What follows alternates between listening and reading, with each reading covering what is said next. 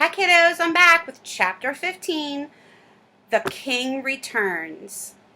By the time the king set out for Showville the following morning, rumors that the Ickabog had killed a man that had not only traveled over the bridge into Baronstown, they'd even trickled down to the capital, courtesy of a cluster of cheesemongers who'd set out before dawn.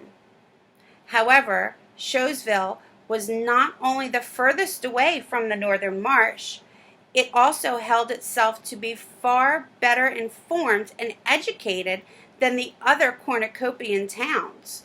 So when the wave of panic reached the capital, it met an upswell of disbelief.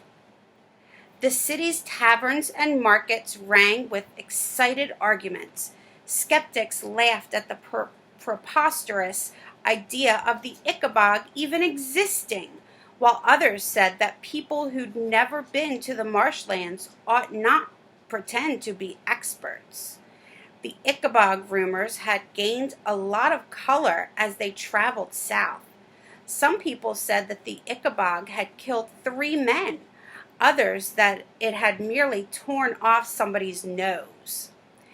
In the city within the city, however, discussion was seasoned with a little pinch of anxiety.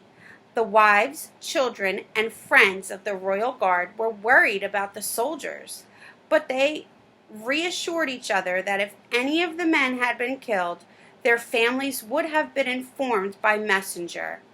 This was the comfort that Mrs. Beamish gave Bert when he came looking for her in the palace kitchens, having been scared by the rumors circulating among the school children. The king would have told us if anything had happened to Daddy, she told Bert. Here now, I've got you a little treat.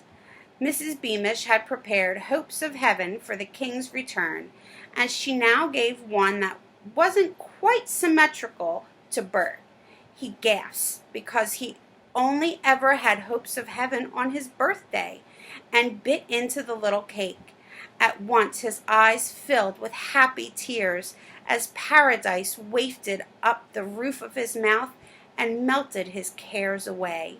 He thought excitedly of his father coming home in his smart uniform, and how he, Bert, would be center of attention at school tomorrow because he'd know exactly what had happened to the king's men in the faraway marshlands.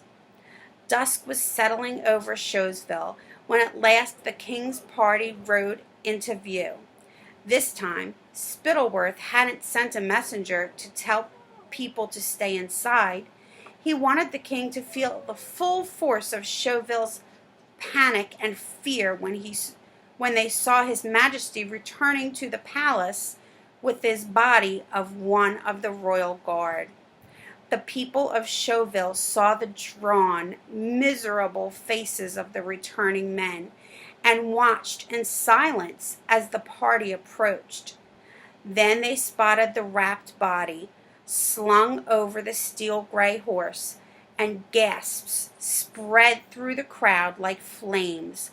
Up through the narrow cobbled streets of Showville, the king's party moved, and men removed their hats and women curtsied, and they hardly knew whether they were paying their respects to the king or the dead man. Daisy Dovetail was one of the first to realize who was missing. Peering between the legs of grown-ups, she recognized Major Beamish's horse, instantly forgetting that she and Bert hadn't talked to each other since their fight of the previous week. Daisy pulled free of her father's hand and began to run, forcing her way through the crowds, her brown pigtails flying. She had to reach before Bert saw the body on the horse. She had to warn him, but the people were so tightly packed, fast as Daisy moved, she couldn't keep pace with the horses.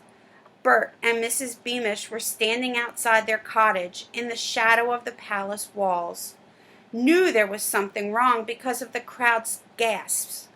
Although Mrs. Beamish felt somewhat anxious, she was still sure that she was about to see her handsome husband, because the king would have sent word if he'd been hurt.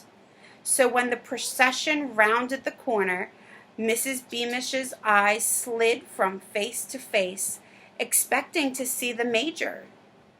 And when she realized that there were no more faces left, the color drained slowly from her own. Then her gaze fell upon the body strapped to Major Beamish's steel gray horse, and still holding Bert's hands, she fainted clean away. Poor Mrs. Beamish. I feel so bad for her. Why do you think Daisy was running so fast trying to get to Bert? She's a good friend. All right.